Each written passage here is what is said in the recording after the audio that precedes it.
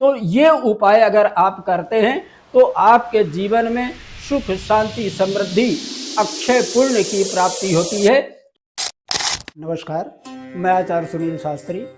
आज हम बात करते हैं अक्षय तृतीया के बारे में। इस बार अक्षय तृतीया बुधवार 30 तारीख को पड़ रही है और इसका जो शुभ मुहूर्त है वो प्रातः काल से लेकर के सायंकाल तक है। इस बीच में और विशेष करके अगर आप मध्य दोपहर में मतलब अभिजिन मुहूर्त में अगर आप करते हैं ये उपाय तो आपको मिलेगा अक्षय लाभ, अक्षय पुण्य की प्राप्ति होगी। अक्षय तृतीया युगादि अथवा कल्पादि माना जाता है। जो तृतीया होती है कल्पादि है, अथवा त्रेता युग का प्रारंभ भी इसी अक्षय तृतीया से हुआ था। भगवान परशुराम का जन्म भी इसी तिथि पर हुआ था जिसको अक्षय तृतीया कहते हैं। इस दिन हम जो भी खरीदें, जैसे सोना खरीदते हैं, चांदी खरीदते हैं, कोई धातु की वस्तु खरीदते हैं, बहुत अच्छा माना जाता है। अगर आप सोना चांदी इत्यादि नहीं खरीद पाते हैं तो इस दिन आप मिट्टी का घड़ा अथवा मिट्टी का दीपक अपने घर पर खरीद करके लाएं और इसी मिट्टी के घड़े को आप जल से भरें, क्योंकि अक्षय तृतीया को मिट्टी का घड़ा जो भरा जाता है वो अक्षय पुण्य प्रदान करता है। और एक घड़ा आप ले करके और उसको भर करके, जल भर करके, और चाहे तो उसमें मीठा जल भर करके किसी ब्राह्मण को दान करें अथवा मंदिर में दान करें, तो इससे आपके जीवन में अक्षय पुण्य की प्राप्ति होती है। इस दिन विशेष करके भगवान नारायण का पूजा विधि विधान से करें और अक्षय तृतीया में विशेष करके दान का महत्व है।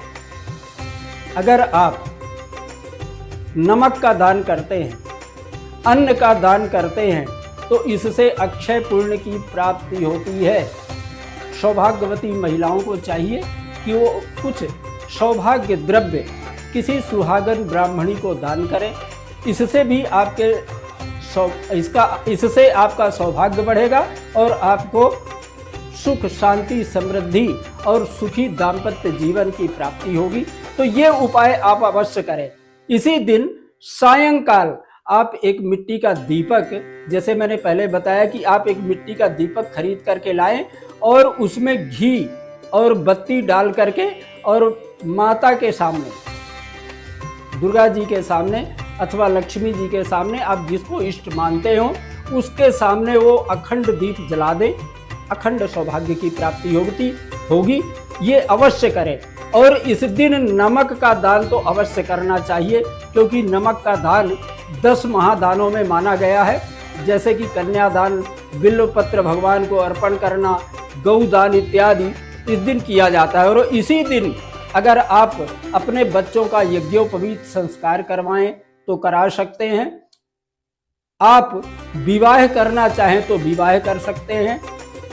आप गृह प्रवेश करना चाहें तो बहुत अच्छा मुहूर्त होता है इस दिन, क्योंकि इस दिन किया गया कोई भी शुभ कर्म किसी भी तरह का, इसमें किसी भी मुहूर्त को देखने की आवश्यकता नहीं होती है।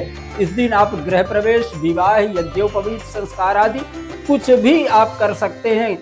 कोई भी चीज़ आप खरीद सकते हैं। जैसे वाहन आपको खरीदना है तो वाहन भी खरीद सकते हैं। लेकिन इस मुहूर्त का ध्यान रखें। मुहूर्त क्या रहेगा? आपको 11:30 बजे से 12:30 बजे के बीच का जो शुभ मुहूर्त होता है, मध्याह्न मुहूर्त, जिसको हम अभिजिन मुहूर्त कहते हैं, ये मुहूर्त सर्व सिद्धि मुहूर्त है। वैसे भी अक्षय तृतीया है तो अक्षय तृतीया वैसे भी अपने आप में सिद्ध मुहूर्त होता है। इसमें किसी से कोई भी मुहूर्त पूछने की आवश्यकता नहीं पड़ती है।